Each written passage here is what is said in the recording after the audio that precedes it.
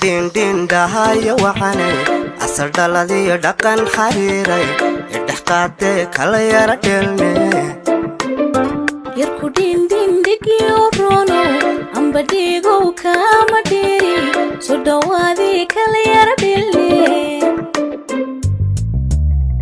yartu din din dahayo waxane asal dhaladiyo dhaqan xariiray idhaqaate kala yara dhelne yartu din din dahayo waxane asal dhaladiyo dhaqan xariiray idhaqaate kala yara dhelne yarku din din digiyo rono amba dhigo kama dhiri soo dhawaadi kala yara dhelne yartu din din dahayo waxane asal dhaladiyo dhaqan xariiray idhaqaate kala yara dhelne